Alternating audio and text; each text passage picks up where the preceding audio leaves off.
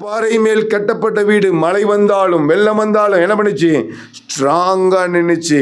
அப்ப வேத வசனத்துல நம்ம கட்டப்பட்ட நம்ம, வேத வசனத்தை அறிந்திருக்கிறவளா இருக்கிற நம்ம, வேத வசனத்தை இருதயத்தில் ஏற்றுக்கொள்கிறா இருக்கிற நம்ம, வேத வசனத்தை அதிகமாய் படித்து இருதயத்தின் நிறைவுல அந்த வேத வசனத்தை வைத்துக் கொள்கிற நம்ம என்ன பாடு வந்தாலும் நிலைத்திருக்கிறவளா இருப்போம். ஆமீன் சொல்லுங்க பார்க்கலாம். நியாயப்பிரமாணத்தின் வசனங்களை வாசிக்கிறவனு மாத்திரம் இல்ல, அதை கேட்கிறவன் எப்படி இருப்பான்? ஆசீர்வாதமாய் இருப்பான். 7:7 கேளுங்கள் அப்பொழுது. மனப்பாடம் ஆயிடுச்சு. மத்தேயு 7:7 இந்த சம்பவம் தான் இருக்கு. பார்க்கலாம். பாவம் செய்கிற ஆத்துமா சாகும், தீமையான வழியில நடக்கிற ஆத்துமா சாகும், ஆண்டவரை சேவிக்கிறேன் என்று ஒத்த வயசம் தரிக்கிற ஆத்துமா சாகும். ஆனால் கர்த்தரை உண்மை உத்தமமாய் ஆராதிக்கிற ஆத்துமா என்ன பண்ணும்? அவர் மீட்டுக் கொள்கிறவராயிருக்கிறார். ஆமேன் சொல்லுங்க பார்க்கலாம். இறக்கம் எங்கள் அன்பின் ஆண்டவரே, நம்முடைய வார்த்தையினாலே கர்த்தர் எங்களோடு பேசும். ஆண்டவரே, நீர் பேசுகிற காரியங்களை தொடர்ந்து பேசி நம்முடைய நாமத்தை மகிமைப்படுத்த உமக்கு பிரியமுள்ளவர்களாய் மாற கர்த்தர் கிருபை பாராட்டும். கிருபைங்கத்தில் அர்ப்பணிக்கிறோம். இயேசுவின் நாமத்தில் ஜெபிக்கிறோம் நல்ல பிதாவே, ஆமேன். ஆண்டவரும் அருமை இரட்சகருமான இயேசு கிறிஸ்துவின் நாமத்தினாலே உங்களை வாழ்த்துகிறேன். வந்த உங்களை யாவரையும் கர்த்தர் ஆசீர்வதிப்பாராக. ஆமேன் சொல்லுங்க பார்க்கலாம். புதிய வருஷம் நிச்சயமாக என்னுடைய வாழ்க்கையில் ஆசீர்வாதமாக இருக்கும் என்று சொல்லி நான் நிச்சயமாக நம்புகிறேன். அதை தொடர்ந்து நான் சில வார்த்தைகளை மாத்திரம் சொல்லி நான் முடிக்க ஆசைப்படுறேன். வாசிங்க பார்க்கலாம். சங்கீதங்களின் புஸ்தகம் 34ஆம் சங்கீதம் அதன் 1வது வசனத்தை வாசிக்க கேட்போம். எக்காலத்திலும் ஸ்தோத்தரிப்பேன், அவர் துதி எப்பொழுது என்னவா இருக்குமா? என் வாயில் இருக்கும். எனக்கு பிரியமானவர்களே, இந்த மாதம் தொடங்கியே நான் கர்த்தரை துதிக்க வேண்டும் என்கிற தலைப்பில் தான் உங்கள்கிட்ட பேசிக்கிட்டு வரேன். எத்தனை பேருக்கு ஞாபகம் இருக்குது? நம்ம இந்த வாரத்துடைய முதல் வாரத்தில் சிந்தித்தோம். சங்கீதம் 103 அவர் செய்த உபகாரங்களை மறக்கக்கூடாது, அவரை துதிக்கணும்னு. அதே மாதிரி போன வாரம் நம்ம சிந்தித்தோம். இதே சங்கீதத்திலேருந்து 5 காரியம் சிந்தித்தோம். எத்தனை பேருக்கு ஞாபகம் இருக்குது? நீங்கள் நல்லா ஞாபகம் வச்சுருப்பீங்க நான் நம்புகிறேன். கர்த்தருக்கு ஸ்தோத்திரம். என்ன ஞாபகம் வச்சிருக்கிறீங்க? கர்த்தரை துதிச்சா முதல்ல என்ன நடக்கும்? பயம் மாறும். 2வது என்ன பண்ணும்? முகப்பிரகாசம் உண்டாகும். 3வது என்ன நடக்கும்? வெக்கப்பட்டு போக மாட்டோம். அதுக்கப்புறம் 4வது என்ன நடக்கும்? விடுதலை, இடுக்கண் நடக்கும். 5வது என்ன நடக்கும்? விடுதலை நடக்கும். எல்லாம் நல்லா ஞாபகம் வச்சுருக்கிறீங்க. ரொம்ப சந்தோஷம். கர்த்தருக்கு ஸ்தோத்திரம். நாங்கள் காலையில் சொல்கிறதையே சாயங்காலம் ஞாபகம் வச்சுருக்க மாட்டோம். போன வாரம் சொல்கிறது வேறையா? கர்த்தருக்கு ஸ்தோத்திரம். அப்போ அதை தொடர்ந்து அதே அதிகாரத்தில் தான் இன்னும் 5 காரியத்தை நான் சொல்ல விரும்புகிறேன். ஏதோ மெசேஜ் அப்படிங்கிறது ஈஸியாக வர்றது இல்லை. நீங்கள் யோசித்து பார்த்தீங்கன்னா மெசேஜ் ஈஸியாக வருமா? இதெல்லாமே பேப்பரில் உட்காந்து தியானித்து ரெஃபரன்ஸ் எடுத்து அதை மெடிட் பண்ணி எழுதி தான் உங்களுக்கு கொண்டுட்டு வந்து பேசுகிறேன். அவருக்கு என்னடா, அவர் பைபிள் காலேஜ் படிச்சிருக்காரு, எதையோ பேசுகிறாரு, நம்ம எதையோ கேட்போன்னு நினைக்காதீங்க. பரிசுத்த ஆவியானவர் உங்களோடு பேசுகிற வார்த்தையை நீங்கள் உட்கொண்டால்தான், ஞாபகத்தில் வைத்து கொண்டால்தான் என்ன பண்ண முடியும்? அவர் கொடுக்க போகிற பரீட்சையில் நீங்கள் என்ன பண்ண முடியும்? பாஸ் பண்ண முடியும். நம்ம எல்லாம் இப்போ நம்ம பிள்ளைங்களை படிக்கணும்னு சொல்லுவோம், பிள்ளைங்க நல்ல எக்ஸாம் எழுதணும்னு சொல்லுவோம். நம்ம சொல்லிக் கொடுக்குற பிள்ளைகளும் என்ன பண்ண, ஞாபகத்தில் வச்சுருக்கிறியா? ஹோம்ஒர்க் பண்ணிட்டு வந்தியா? நான் அன்றைக்கி சொல்லி கொடுத்தேன், ஞாபகம் இருக்கா? சொல்லு பார்க்கலாம். அப்படிலாம் நம்ம கண்டிப்பாக சொல்கிறவங்க. அப்போ அப்படி இருக்கிற நம்ம என்ன பண்ணணும்? நம்மளும் கற்றுக்கொள்ளணும். ஏன்னா வேத வசனம், சபை என்பது ஆண்டுடைய வசனத்தை கற்றுக்கொள்கிற இடம். ஆமேன்னு சொல்லுங்க பார்க்கலாம். எந்த அளவுக்கு வேத வசனம் இருதயத்தில் இருக்கும், எந்த அளவுக்கு வேதவசனம் ஞாபகத்தில் இருக்குமோ அந்த அளவுக்கு நம்ம பாடுகள் உபத்திரவங்கள் வந்தாலும் எப்படி இருப்போம்? கூலா இருப்போம். சொல்லுங்க பார்க்கலாம். எப்படி இருப்போம்? இதையும் சேர்த்து சொல்லுங்க. என்ன மாதிரி கூலா இருப்பீங்க? கர்த்தருக்கு ஸ்தோத்திரம். ஆமேன்னு சொல்லுங்க பார்க்கலாம். வசனம் இருந்துச்சுன்னா போதும். கடந்த நாட்களில் கூட ஒரு பெரிய சம்பவம் கேள்விப்பட்டோன்னே என் வைஃப் சொன்னாங்க, என்னப்பா இப்படியெல்லாம் நடக்குது இதெல்லாம்னு. நான் சொன்னேன், எல்லாம் கர்த்தர் அனுமதிக்காமல் ஒன்றும் நடக்கலை. இது காரணம் என்ன தெரியுமா? வசனம் தெரிந்ததுனால தான். வசனம் சொல்லுது, தன்னுடைய தீர்மானத்தின்படி அழைக்கப்பட்டவர்களாய் தேவனிடத்தில் அன்பு கூறுகிறவர்களுக்கு என்னவா நடக்குதா? சகலமும் நன்மைக்கு ஏதுவா நடக்குது. நம்மளை ஒருத்தன் எதிர்த்தாலும் சரி, நம்மளை ஒருத்தன் பகைத்தாலும் சரி, ஒருத்தன் நம்மளை தூசணமாய் பேசி பேசினாலும் சரி, மேலிடத்திலிருந்து அவர் உத்தரவு கொடுக்காம என்ன பண்ண முடியாது, நம்மளை பேச முடியாது. நிறைய நேரத்தில் வருகிற பாடுகள், கஷ்டங்கள், உபத்திரவங்கள், பிரச்சனைகள் நம்மை தளர்ந்து போகிற பண்ணுகிறதின் காரணம் என்ன அப்படின்னா, சிஸ்டர் அர்மியா கான்காலில் பேசினாங்க என்ன விதையை குறித்து. எதில் விதைக்கப்பட்ட விதை? கற்பாறை மேல் விதைக்கப்பட்ட விதை. அது வேறு ஊன்றாததுனால, அதில் மணல் இல்லாததுனால, அந்த வேர் பட்டி பிடிப்பதற்கு இடம் இல்லாமல் போனதுனால என்ன பண்ணிச்சு, ஆகாயத்து பறவை வந்து என்ன பண்ணிருச்சு, விதையை எடுத்துருச்சு. வெயில் வந்து உஷ்ணத்தினால என்ன பண்ணிருச்சு, வேறு இல்லாதனால என்ன பண்ணிருச்சு, காஞ்சி போயிடுச்சு. ஆனால் நல்ல நிலத்தில் விதைக்கப்பட்ட விதை அது 30, 60, 100 என்ன பண்ணிச்சு, பலன் தருகிறதா இருந்துச்சு. அப்போ வேத வசனத்தில் எந்த அளவுக்கு ஊன்றி கட்டப்பட்டிருக்கிறோமோ, விதை வசனத்துக்கு ஒப்பாய் சொல்லப்படுகிறது. அதே போல கற்பாறை மேல் கட்டப்பட்ட வீடு, மணல் மேல் வீட்டு கட்டப்பட்ட வீடு. அப்போ கற்பாறை மேல் கட்டப்பட்ட வீடு மழை வந்தாலும் வெள்ளம் வந்தாலும் என்ன பண்ணுச்சு, ஸ்ட்ராங்காக நின்றுச்சு. அப்போ வேத வசனத்தில் நம்ம கட்டப்பட்ட, நம்ம வேத வசனத்தை அறிந்திருக்கிறவர்களாக இருக்கிற நம்ம, வேத வசனத்தை இருதயத்தில் ஏற்றுக்கொள்கிறவர்களாக இருக்கிற நம்ம, வேத வசனத்தை அதிகமாய் படித்து இருதயத்தின் நிறைவுல அந்த வேத வசனத்தை வைத்துக் கொள்கிற நம்ம என்ன பாடு வந்தாலும் நிலைத்திருக்கிறவர்களாக இருப்போம். ஆமீன் சொல்லுங்க பார்க்கலாம். இன்னைக்கு ஒரு 5 காரியத்தை நான் உங்களோடு சொல்ல விரும்புகிறேன். போன வாரத்தோட தொடர்ச்சியாக தான், ஆனால் 5 காரியத்தை நான் சொல்ல விரும்புகிறேன். அவரை துதிக்கும் போது கிடைக்கிற ஆசீர்வாதங்கள். வாசிங்க பார்க்கலாம். சங்கீதங்களின் புஸ்தகம் 34ஆம் சங்கீதம் அதன் 8வது வசனத்தை வாசிக்க கேட்போம். கர்த்தர் நல்லவர் என்பதை ருசித்து பாருங்கள். அடுத்தது, கர்த்தரை துதிக்கிற மனுஷன் ஆசீர்வாதமாய் இருப்பான். ஆமீன் சொல்லுங்க பார்க்கலாம். ஹல்லேலூயா. பாக்கியவான் என்று சொல்லி எழுதப்பட்ட எல்லா பகுதியிலும், ஆனால் இங்கிலீஷ் பைபிள் அடிச்சு பார்ப்பீங்கன்னா பிளஸட்னு போட்டிருக்கோம், ஆசீர்வாதம் என்று போட்டிருக்கோம். நம்ம ஆசீர்வதிக்க வேண்டுமானால், நம் ஆசீர்வாதமாய் வாழ வேண்டுமானால் நம் கர்த்தரை துதிக்கிறவர்களாய் இருக்க வேண்டும். ஆமீன் சொல்லுங்க பார்க்கலாம். ஹல்லேலூயா. சங்கீதம் 144 சங்கீதம் அதன் 15வது வசனத்திலே வாசிக்கும் பொழுது அங்கே எழுதப்பட்டிருக்கிறது, இவ்விதமாய் சீரை பெற்ற ஜனம் பாக்கியம் உள்ளது. கர்த்தரை தெய்வமாக கொண்டிருக்கிற ஜனம் என்ன பண்ணதான், பாக்கியம் உள்ளது. அவரை தேடுகிற பிள்ளைகள், அவரை அறிந்து கொண்டிருக்கிற பிள்ளைகள். ஒருவேளை இன்றைக்கு பாடுகள் உள்ள சூழ்நிலையில் கடந்து போய் கொண்டிருக்கலாம், தேவைகள் நிறைந்த இடத்திலே கடந்து போய் கொண்டிருக்கலாம், சில பலவீனத்திற்கு மத்தியத்திலே கடந்து போய் கொண்டிருக்கலாம். அன்பு தேவனுடைய பிள்ளையே, நீ கர்த்தரை தேடுவதற்காக, நீ கர்த்தரை ஆராதிப்பதற்காக, நீ கர்த்தரை மகிமைப்படுத்துவதற்காக தேர்ந்தெடுக்கப்பட்ட சந்ததியாய் இருந்தால் நிச்சயமாய் நீங்கள் பாக்கியம் உள்ளவர்களாய் இருப்பீர்கள். ஆமீன் சொல்லுங்க பார்க்கலாம்.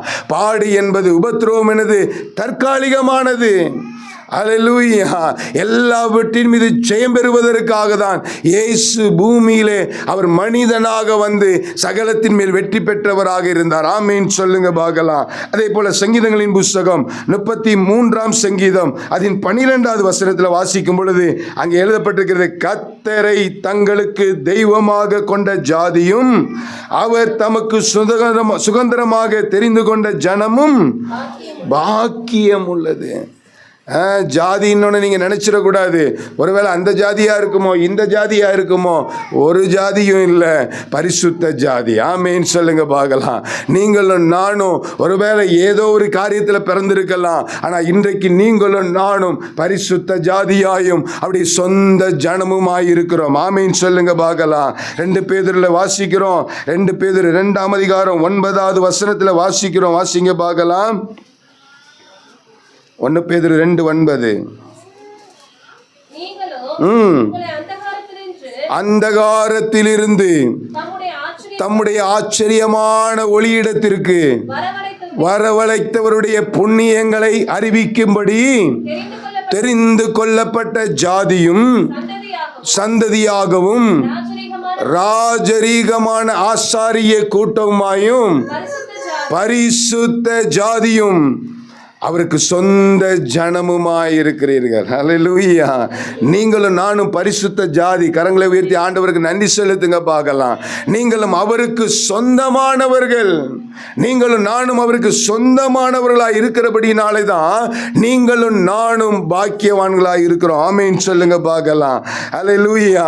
அப்ப கர்த்தரை தேடும் பொழுது, கர்த்தரை ஆராதிக்கும் பொழுது ஆசீர்வதிக்கப்பட்டவர்களாய் இருப்போம், பாக்கியவான்களாய் இருப்போம். இரண்டாவது காரியம், சங்கீதங்களின் புஸ்தகம் 34ஆம் அதிகாரம் 9வது வசனத்தை வாசிக்க கேட்போம். கர்த்தருடைய பரிசுத்தவான்களே, அவருக்கு பயந்திருங்கள், அவருக்கு பயந்தவருக்கு குறைவில்லை. அடுத்தது, கர்த்தரை ஆராதிக்கிற தேவனுடைய பிள்ளைகளுடைய வாழ்க்கையில ஆண்டவர் குறைவை நிறைவாக்குகிறவராயிருக்கிறார். ஆமென் சொல்லுங்க பார்க்கலாம். யாக்கோபு எழுதின நிருபம் 1ஆம் அதிகாரம் அதன் 5 முதல் 7 வசனங்களை வாசிப்போம் என்று சொன்னால், ஒருவன் ஞானத்தில் குறைவுள்ளவனாயிருந்தால் அவன் குறைவானவன் தான். அவனுடைய வாழ்க்கையில குறைவு இருக்கிறது உண்மைதான். ஆனால் ஒருவர் இருக்கிறார், அவர் குறைவுகளை நிறைவாக்குகிற ஆண்டவர். ஆமென் சொல்லுங்க பார்க்கலாம். யாவருக்கும் சம்பூர்ணமாய் தருகிறவரும், ஒருவரிடத்தில் கோபிக்காத தேவனிடத்தில் கேட்க கடவன், அப்பொழுது என்ன பண்ணுவானாமா, அவன் பெற்றுக்கொள்வான் என்று சொல்லி வசனம் எழுதியிருக்கிறதை பார்க்கிறோம். அல்லேலூயா, அல்லேலூயா. ஆண்டவர் நம்முடைய குறைவுகளை நிறைவாக்குகிற ஆண்டவர். ஆமென் சொல்லுங்க பார்க்கலாம். 40 வருடம் இஸ்ரவேல் ஜனங்களை ஆண்டவர் ஆராதிக்கும்படியா எகிப்து தேசத்திலிருந்து ஆண்டவர் புறப்பட பண்ணினார். கேட்குறீங்களா நான் சொல்றத? இஸ்ரவேல் ஜனங்களை ஆண்டவர் என்ன பண்ணாரு? எகிப்திலிருந்து என் ஜனங்களை ஆராதிக்க விட்டனுப்பு என்று சொல்லி மோசேயின் முகாந்திரம் ஆண்டவர் என்ன பண்ணாரு? அவனை அங்கே எகிப்து தேசத்திலிருந்து அழைத்து வந்தார். பார்த்தீங்க அப்படின்னா, யாத்திராகமத்தின் புஸ்தகம் 16ஆம் அதிகாரம் அது 31வது வசனத்தில் வாசிக்கும் பொழுது 40 வருஷம் மன்னா கொடுத்தாருங்க. வாசிங்க. அதற்கு மன்னா என்று பெயரிட்டார்கள். அப்ப கொத்தமல்லி விதையை போல இருந்துச்சு. அப்ப மன்னாவை கொண்டு குறைவில்லாமல் ஆராதிக்க விட்டனுப்பப்பட்ட ஜனங்களை, அவரை நம்பி ஆராதிப்பதற்காக அழைத்து வரப்பட்ட ஜனங்களை ஏதோ அழைத்து வந்து நடுவழியில விட்டுவிடவில்லை.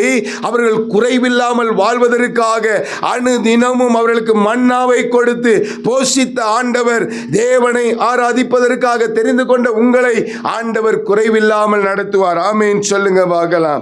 அதே போல யாத்திராகமத்தின் புஸ்தகம் 16ஆம் அதிகாரம் அதன் 13 முதல் 20 வசனம் வரை வாசிச்சோம்னா, ஆண்டவர் மன்னாவை மட்டும் கொடுக்கலங்க, அடுத்து என்ன பண்ணாரு? காடையை கொண்டு போஷித்தார். ஆமென் சொல்லுங்க பார்க்கலாம். அதான் சங்கீதக்காரன் சொல்றான், சங்கீதம் 105:40 வாசிக்கும் பொழுது வாசிங்க பார்க்கலாம். சங்கீதம் 105:40.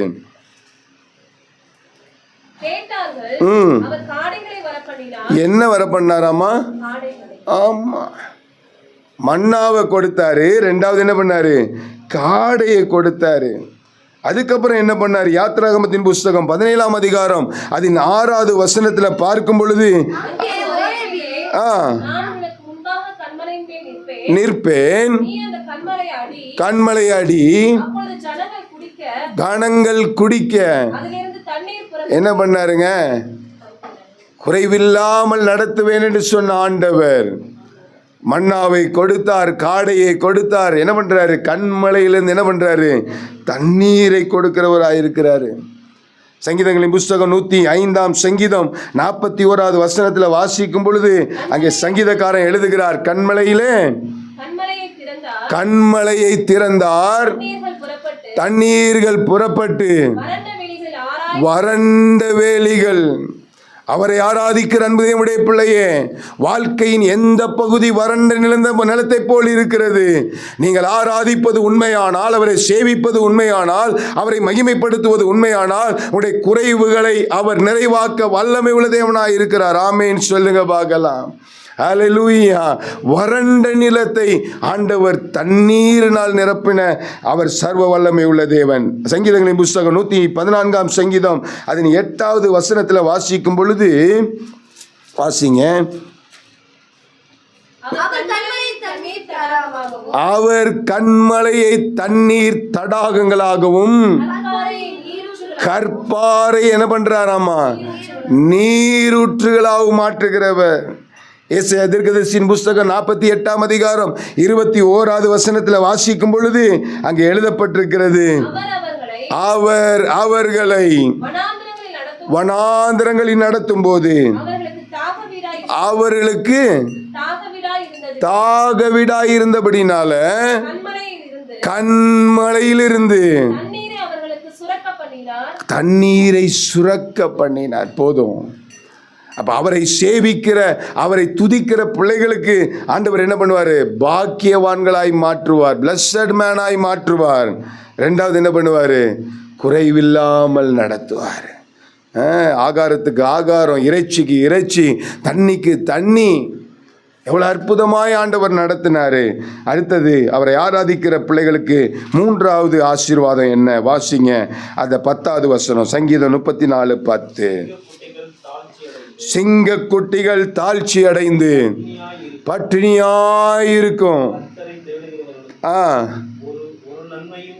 அடுத்தது அவரை சேவிக்கிற பிள்ளைகளுக்கு ஒரு நன்மையும் குறைவுபடாது. முதல்ல குறைவுபடாது, அதுக்கப்புறம் என்ன குறைவுபடாது? ஒரு நன்மையும். ஆகாரத்தை கொடுத்த ஆண்டவர் ஆடையை கொடுப்பார். ஆடையை கொடுத்த ஆண்டவர் நம்முடைய தேவைகளை சந்திக்கிறவராயிருப்பார். ஆமேன் சொல்லுங்க பார்க்கலாம். உபாகமத்தின் புஸ்தகம் 8ஆம் அதிகாரம் அதின் 3-4 வசனத்தில் வாசிக்கும் பொழுது அங்க பாருங்க, அவர் ட்ரெஸ் இது மட்டும் கொடுக்கலங்க, சாப்பாடு மட்டும் கொடுக்கல. அவர் உன்னை சிறுமைப்படுத்தி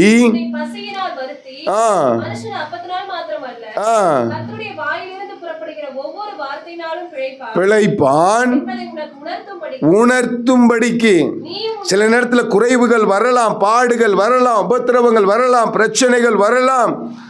ஆனால் அது குறைவு நிரந்தரம் அல்ல. உன்னை உணர்த்தும்படிக்கு, வசனத்தில் ஊன்றி கட்டப்படும்படிக்கு, விசுவாசம் பலப்படும்படிக்கு, ஆண்டவருக்குள்ளே தைரியமாய் விசுவாசத்தை காத்து கொள்ளும்படிக்கு ஆண்டவர் அப்படி செய்கிறவராய் இருக்கிறார். வாசிங்க தொடர்ந்து.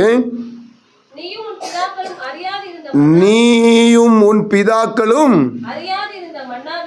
அறியாதிருந்த மன்னாவினால் போஷித்தார். கேளுங்க, அந்த 40 வருஷமும் என்ன பண்ணாராமாங்க? கவனிங்க. மேலிருந்த வஸ்திரமும் எத்தனை வருஷங்க? கொஞ்சம் இமேஜின் பண்ணி பாருங்க. கேரல் ரவுண்டு போகும்போது அந்த வார்த்தையை தான் நான் முதல் நாள் சொல்லி ஜெபம் பண்ணேன். ஆண்டவரே, இஸ்ரவேல் ஜனங்கள் அன்றைக்கு நடந்தாங்களே 40 வருஷம், அவங்க செருப்பு தேயலை, கால் வீங்கலைன்னு சொன்னீங்களே, எங்களுடைய ஜனங்களுக்கு ஆண்டவரே நீங்கள் ஒரு டயர்டு வராத அளவுக்கு நீங்கள் அவங்கள பாதுகாக்கணும்னு நான் ஜெபம் பண்ணேன். எத்தனை பேர் கவனிச்சிங்கன்னு தெரில. வசனம் எழுதியிருக்கு பாருங்க, 40 வருஷம் அவங்க போட்டிருந்த ட்ரெஸ் என்னவாகலையா? நீங்கள் போட்டிருக்க ட்ரெஸ் எத்தனை வருஷமாக போடுறீங்க? எத்தனை வருஷமானாலும் ஆண்டவர் உங்களை புதிதாகவே வைப்பார். ஆமேன்னு சொல்லுங்க. உங்கள் தேவைகளை அப்பப்போ சந்திச்சு உங்களை புதுமையாக, உங்களை ஆசீர்வாதம் உள்ளவராக ஆண்டவர் மாற்றுவார். ஆமேன்னு சொல்லுங்க பார்க்கலாம். வாசிங்க. கால் வீங்கவும் இல்லை. போதும். ஆடை பழமையாகல, காலும் வீங்கல. ஆகாரம் கொடுத்தாரு, அதோட நிறுத்திடல. ட்ரெஸ்ஸுக்காகவும் அவர் தான் கருதுகிற ஆண்டவர். அது மாத்திரமல்ல, நம்முடைய சரீர சுகத்திற்காகவும் அவர் தான் என்ன பண்றவர்? நம்முடைய தேவைகளை ஒரு குறைவும் வராது. அவரை ஆராதிக்கிற பிள்ளைகளுக்கு என்ன வராது? ஒரு குறையும் வராது. முதல்ல சொன்னேன், அவர் ஆராதிக்கிற பிள்ளைங்களுக்கு என்ன வராது? முதல்ல பாக்கியவான்களாய் இருப்பாங்க. ரெண்டாவது குறைவில்லாதவங்களாய் இருப்பாங்க. மூணாவது ஒரு குறைவும் இல்லாம, ஒரு நன்மையும் குறைவில்லாதவங்களாய் இருப்பாங்க. நாலாவது காரியம் 15வது வசனம் வாசிங்க. சங்கீதம் 34:15. கர்த்தருடைய கண்கள் நீதிமான்கள் மேல் நோக்கமாய் இருக்கிறது, அவருடைய செவிகள் அவருடைய கூப்பிடுது. அடுத்தது பாருங்க, அவரை ஆராதிக்கிற பிள்ளைகளுக்குள்ள ஸ்பெஷல் ஆசீர்வாதம் என்னன்னா, எப்ப சொன்னாலும் கேட்பாருங்க. எப்ப என் பிள்ளை கேட்பான், எப்போ என் பிள்ளை ஜெபிப்பான், எப்போ என் பிள்ளை என்னை நோக்கி பார்ப்பான், எப்போ அவன் எந்த காரியங்களை குறித்து விண்ணப்பம் பண்ணுவான்னு ஆண்டுடைய செவி என்னதான் பண்ணியிருக்கான்? திறந்தே இருக்கான். யாக்கோபு சொல்லும்போது சொல்றாரு, யாக்கோபு 5ஆம் அதிகாரம் அதின் 16வது வசனத்தில் வாசிக்கும் பொழுது, நீங்கள் சொஸ்தமடையும்படிக்கு உங்கள் பெயரில் உங்கள் குற்றங்களை ஒருவருக்கொரு அறிக்கையிட்டு ஒருவருக்காக ஜெபம் பண்ணுங்கள். நீதிமான் செய்யும் ஊக்கமான வேண்டுதல் எப்படி இருக்குமா? மிகவும் பலனுள்ளதாக இருக்கும். நீதிமான் செய்கிற ஊக்கமான வேண்டுதல் அது மிகவும் ஸ்ட்ராங்காக இருக்கும். ஏன்னா அவன் செய்கிற வேண்டுதல், அவன் செய்கிற ஜெபம், அவன் செய்கிற விண்ணப்பத்திற்கு அந்த பதில் கொடுக்கிற ஆண்டவருடைய செவி என்னவா இருக்குதாமா? எப்பவும் ஓப்பனாக இருக்குது. எனக்கு சொல்ல முடியுங்க, அநேக நேரத்தில் வாய் திறந்து கேட்கறது இல்லை, இருதயத்தில் ஆண்டவரே இது இருந்தால் நல்லா இருக்குமே, இப்படி செஞ்சால் நல்லா இருக்குமே, இப்படி பண்ணினா நல்லா இருக்குமே, இந்த காரியங்களை இப்படி செய்தால் நல்லா இருக்குமேன்னு இருதயத்துக்குள் ஆசை வரும் பொழுதே ஆண்டவர் அதை நிறைவேற்றுவார். எத்தனை பேர் அனுபவிச்சிருக்கிறீங்க? எத்தனை பேர் அதை அனுபவிச்சிருக்கிறீங்க? அவர் காது இருந்து கேட்காதவர் அல்ல, அவர் கண்ணிருந்து பார்க்காதவர் அல்ல. உங்களையும் என்னையும் உண்டாக்கின ஆண்டவர், நீங்களும் நானும் சேவிக்கிற ஆராதிக்கிற ஆண்டவர் நம்முடைய கூப்பிடுதலுக்கு அவருடைய செவி திறந்திருக்கிறதா இருக்கிறது. எத்தனை பெரிய பாக்கியம் பாருங்க. அடுத்தது மத்தேயு எழுதின சுவிசேஷம் 7ஆம் அதிகாரம் 7வது வசனத்தில் வாசிக்கும் பொழுது அங்கே பொழுது கேளுங்கள் அப்பொழுது. ஆமாம், கான்கால் பிரேயரில் கேட்டு மனப்பாடமே ஆயிட்டு. ஸ்தோத்திரம். அதனால தான் ஆண்டவர் சொல்றார் போல, காதுள்ளவன் கேட்க கடவன். ஆண்டவர் சொல்ற, இதை வாசிக்கிறவனும் கேட்கிறவனும் பாக்கியவான்னு சொல்லி எழுதியிருக்கிறாரு. இந்த நியாயப்பிரமாணத்தின் வசனங்களை வாசிக்கிறவனும் மாத்திரம் இல்லை, அதை கேட்கிறவன் எப்படி இருப்பானாமா? ஆசீர்வாதமாக இருப்பான். 7:7 கேளுங்கள் அப்பொழுது. மனப்பாடம் ஆயிடுச்சு. மத்தேயு 7:7 இந்த சம்பவம் தான் இருக்கு. பைகாட்டாக இருக்கணும். எந்த வியாதிக்கு எந்த மருந்துன்னு பைகாட்டா இருக்கணும். சாத்தானை எதிர்த்து நிற்பதற்கு எப்படிப்பட்ட ஆயுதங்கள் தேவை என்கிற அந்த காரியத்தில் நம்ம ஆயத்தம் உள்ளவர்களாக இருக்கணும். ஆமேன் சொல்லுங்க பார்க்கலாம். அடுத்தது யோவானின் சுவிசேஷம் 16ஆம் அதிகாரம் 24வது வசனத்தில் சொல்லும் பொழுது அங்கே எழுதப்பட்டிருக்கிறது. யோவான் 16, இதுவரைக்கும் என் நாமத்தினாலே ஒன்றும் கேட்கவில்லை, கேளுங்கள் உங்களுடைய சந்தோஷம் நிறைவாய் இருக்கும்படி பெற்றுக்கொள்வீர்கள். நீங்க கேட்கலப்பா ஒன்றும் என் நாமத்தினால, ஆனா நீங்க கேட்கும் போது உங்களுடைய சந்தோஷம் எப்படி இருக்குமா? வசனம் எவ்வளவு அருமையான வசனம் பாருங்க.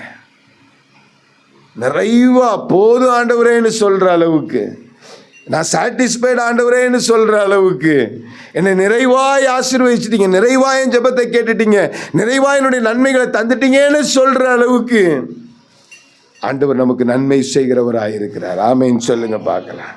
சங்கீதங்களின் புஸ்தகம் 91ஆம் சங்கீதம் அதன் 15வது வசனத்தில் சொல்லும்போது சங்கீதக்காரன் சொல்றாரு, அவன் என்னை நோக்கி கூப்பிடுவான், நான் அவனுக்கு என்ன பண்ணுவேமா? மறு உத்தரவு. இன்னொரு வசனத்தில் போட்டிருக்குது, வேதத்தை கேளாதனுடைய ஜெபம் அருவருப்பானது. நீங்க வேதத்தை கேட்கிறவர்களா இருந்தால், நீங்க வேதத்தின்படி வாழ்கிறவர்களா இருந்தால், வேதத்தின்படி வாழ்வதற்கு பிரயாசப்படுகிறவர்களா இருந்தால், நீங்கள் ஆண்டவருக்கு துதி ஸ்தோத்திரங்களை செலுத்துகிறவர்களா இருந்தால், ஆண்டவர் உங்களுக்கு மறு உத்தரவு கொடுக்கிறவராக இருக்கிறார். இன்னொரு வசனத்தில் எரேமியாவில் எழுதியிருக்குது, எரேமியா 33:33 என்ன எழுதியிருக்கு? ஆபத்து காலத்தில் என்னை நோக்கி கூப்பிடு, நான் உனக்கு மறு உத்தரவு அருளி செய்து நீ அறியாதும் எட்டாதுமான பெரிய காரியங்களை. எரேமியா 33ஆம் அதிகாரம் 3வது வசனம் வாசிங்க. என்னை நோக்கி கூப்பிடு, நான் உனக்கு அறியாதும் எட்டாதுமான பெரிய காரியத்தை அறிவிப்பேன். பெரிய காரியத்தை. எவ்வளோ நல்ல ஆண்டவர் பாருங்க. ஆண்டவர் நமக்கு பதில் செய்கிறவர். 5வது காரியம், சங்கீதம் 34ஆம் சங்கீதம் அதன் 22வது வசனத்தை வாசிக்க கேட்பேன். கர்த்தர் தன் ஊழியக்காரனை ஆத்துமாவை மீட்டுக் கொள்கிறார், அவரை நம்புகிற ஒருவன் மேலும் குற்றம் சுமராது. அடுத்தது 5வது அவரை ஆராதிக்கிற பிள்ளைகளுக்கு கர்த்தர் கொடுக்கிற ஆசீர்வாதம் அவருடைய ஆத்துமாவை மீட்டுக் கொள்கிறவராயிருக்கிறார். நம்முடைய ஆத்துமாவை மீட்டுக் கொள்கிறவராயிருக்கிறார். எசேக்கியேல் 18ஆம் அதிகாரம் 4வது வசனத்துல அங்க எழுதப்பட்டிருக்கிறது. எசேக்கியேல் 18:4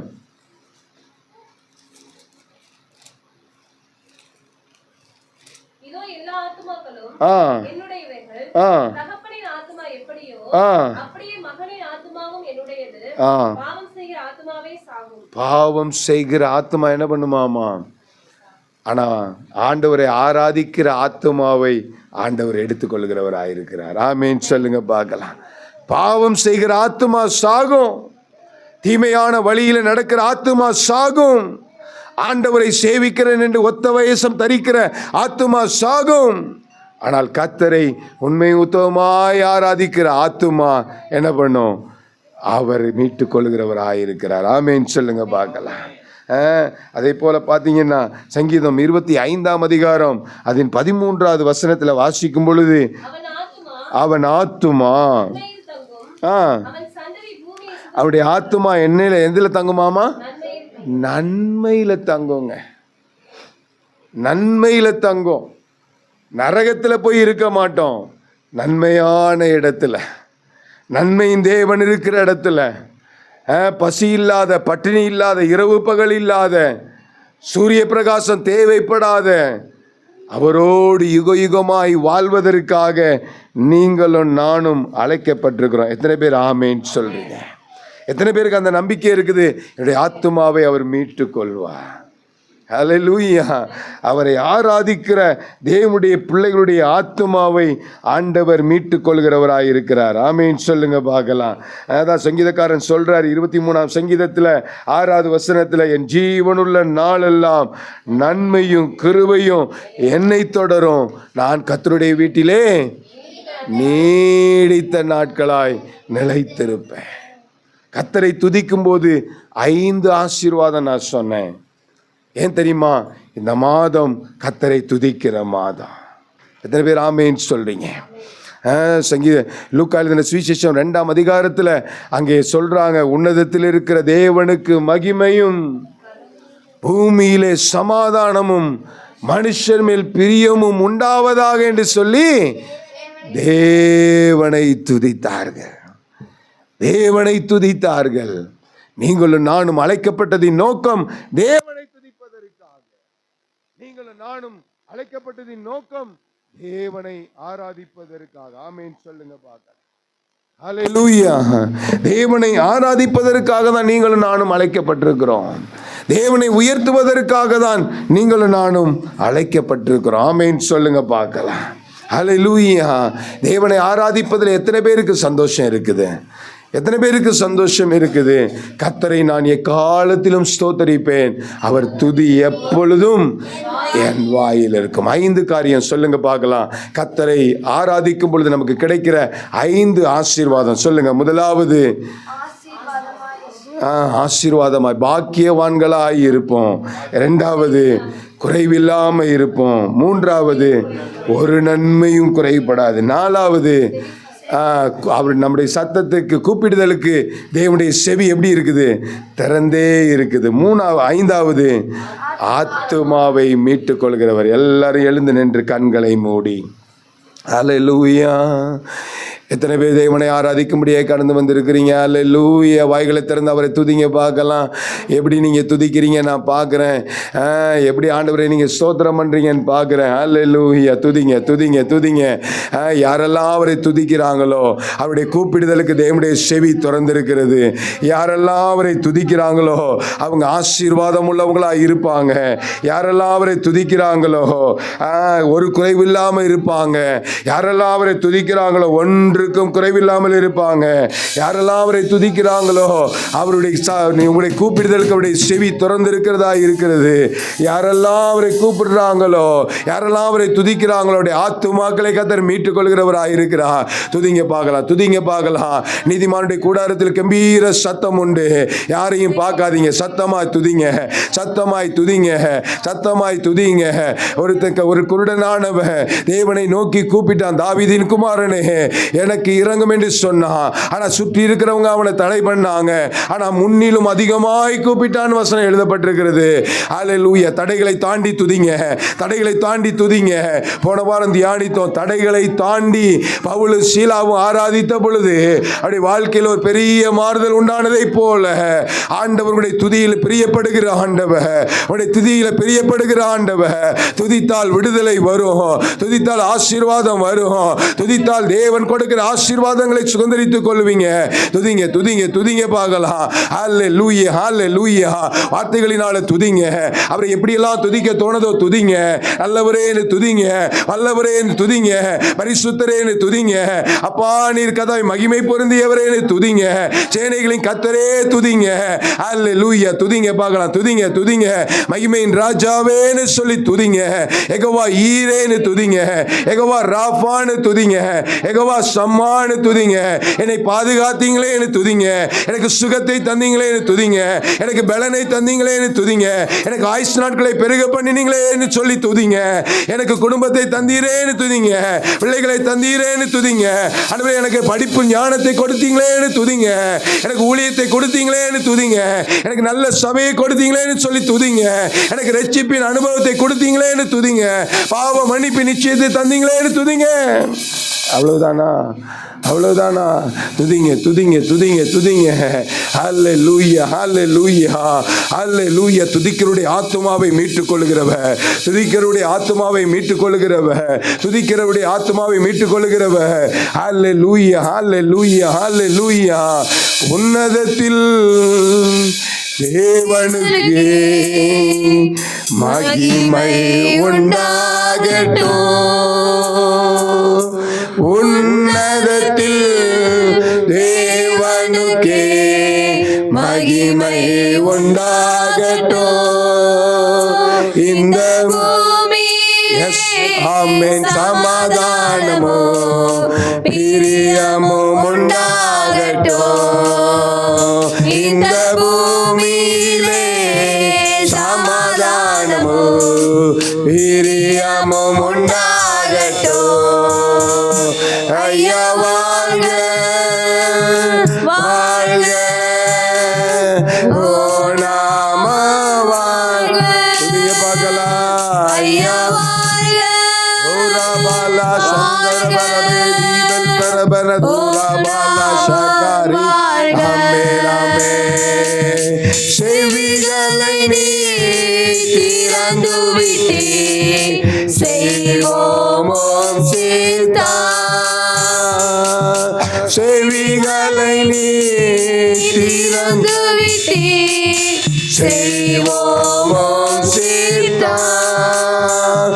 இந்த புவிதனிலே உம் விருப்பம் பூரணமாகட்டுமே. இந்த புவிதனிலே உம் விருப்பம் பூரணமாகட்டுமே. ஐயா வாழ்க வாழ்க, ஓம் நாம ஓ ஜீசஸ். ஐயா வாழ்க, ஓம் நாம வாழ்க. எளிமையான எங்களையே ஏதோ நினைப்பவரே, எளிமையான எங்களையே ஏதோ நினைப்பவரே, எங்கள் ஒளிமயமே துணையாளரே, உள்ளத்தின் ஆறுதலே, எங்கள் ஒளிமயமே துணையாளரே, உள்ளத்தின் ஆறுதலே. ஆமென் ஆமென். ஐயா வாழ்க வாழ்க, ஓம் நாம வாழ்க. ஐயா வாழ்க வாழ்க, ஓம் நாம வாழ்க. தேடுகிற அனைவருமே மகிழ்ந்து களி கூறட்டும். உம்மை தேடுகிற அனைவருமே மகிழ்ந்து களி கூறட்டும். இங்கு பாடுகிற யாவருமே பரிசுத்தமாகட்டுமே. இங்கு பாடுகிற யாவருமே பரிசுத்தமாக முழு பலத்தோடு ஆமென் ஆமென் ஐயா வாழ்க வாழ்க. பலமௌடா சந்தர பலதர வீபல் சரபன ரீகல் கடகே வீதாரகனா வாழ்க ஓம் நமோ வாழ்க. கிருபையும் இரக்கம் நிறைந்த எங்கள் அன்பின் ஆண்டவரே, அருமையான இந்த கர்த்தாவே ராத்திரி வேளைக்காக ஆண்டவருக்கு நாங்கள் நன்றி செலுத்துகிறோம்ப்பா. குடும்ப கொடுகையாய் கூடி வந்து இத்தனை நேரமை பாட துதிக்க மகிமைப்படுத்த நீர் கொடுத்த நம்முடைய கிருபைக்காக நன்றி செலுத்துகிறோம். ஆண்டவரே, உம்முடைய வார்த்தையின் மூலமாக எங்களோடு நீர் பேசினதற்காக நன்றி ஆண்டவரே. உம்மை சேவிக்கும் பொழுது, உம்மை ஆராதிக்கும் பொழுது, உம்முடைய நாமத்தை மகிமைப்படுத்தும் பொழுது ஆண்டவரே என்னுடைய வாழ்க்கையில் 5 விதமான ஆசீர்வாதத்தை வைத்திருக்கிறீர் என்று சொல்லி நாங்கள் வேதத்தில் வாசித்தோமே. அப்பா, நாங்கள் உம்மை சேவித்து உம்மை ஆராதித்து உம்மை மகிமைப்படுத்தி இவைகளெல்லாம் பெற்றுக்கொள்ள கர்த்தர் எங்களுக்கு கிருபை பாராட்டும். வந்திருக்கிற ஒவ்வொருவரையும் கர்த்தர் நீர் ஆசீர்வதிங்கப்பா. வர தடைப்பட்ட பிள்ளைகளை கர்த்தர் நீர் ஆசீர்வதிங்க. அடவே தகப்பனே, அப்பா தகப்பனே, உடைய குடும்பங்களை கர்த்தர் ஆசீர்வதிங்க. அடவே குடும்பத்துடைய தேவைகளை சந்திங்க. வேலையில் கர்த்தர் சமாதானத்தை கொடுங்க. அடவே தகப்பனே, பிள்ளைகளுடைய அடவே தகப்பனே படிப்பில் தேவனுடைய கரம் இருப்பதாக நாங்கள் செபிக்கிறோம். விதமாய் அடவே ஆராதனைக்கு பிற்பாடு இருக்கிற கேரல் ரவுண்ட் நம்முடைய திருக்கத்தில் அர்ப்பணிக்கிறோம். பிரயாணங்களில் கர்த்தருடைய கரம் இருக்கட்டும். சுகபத்திரமாய் கடந்து போய் சுவிசேஷத்தை விதைக்க, அடவே தகப்பனே, நம்முடைய பிறப்பின் நற்செய்தியை அறிவிக்க எங்கள் ஒவ்வொருவருக்கு கர்த்தர் கிருபை பாராட்டுவீரா நாங்கள் செபிக்கிறோம். கிருபையின் கருத்தில் ஆண்டவரே, உம்மை துதித்து நீ செய்த நன்மைகளை நினைத்து உம்மை ஆராதித்து கொண்டே புதிய வருஷத்துக்குள்ளே ஜெயத்தோடு நாங்கள் பிரவேசிக்க எங்களுக்கு கிருபை பாராட்டும். கிருபையின் கருத்தில் அர்ப்பணிக்கிறோம், தாழ்த்துக்கிறோம். ஜெபத்தை கேட்டக்காக ஸ்தோத்திரம். துதி கனம் மகிமை எல்லாமே செலுத்துகிறோம். இயேசுவின் நாமத்தில் ஜெபிக்கிறோம் நல்ல பிதாவே. சேர்ந்து சொல்லலாம், என் ஆத்துமாவே கர்த்தரை ஸ்தோத்திரி, என் முழு உள்ளமே என் ஆத்துமாவே கர்த்தரை ஸ்தோத்திரி.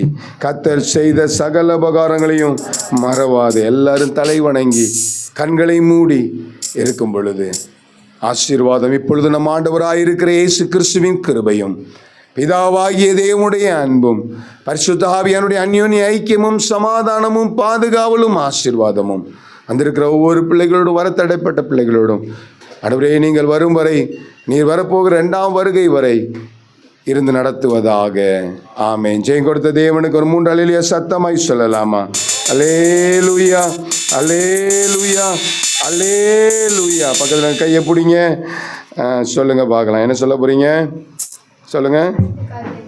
5 காரியங்கள். பாக்கியவான்களாய் இருப்பீங்க. கர்த்தரை துதித்தா பாக்கியவான்களாய் இருப்பீங்க. குறைவில்லாமல் இருப்பீங்க. ஒரு நன்மையும் குறைபடாது. 4 தான் வந்திருக்கு. 1 ஃபர்ஸ்ட்ல இருந்து கர்த்தரை ஆராதிச்சீங்கன்னா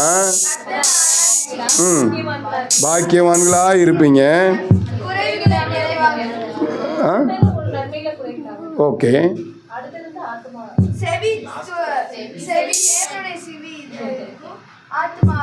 என்ன தமிழ் டீச்சர், என்னையவே மிரட்டுறீங்க? ஓகே. கர்த்தரை ஆராதிச்சிங்கன்னா பாக்கியவான்களாக இருப்பீங்க.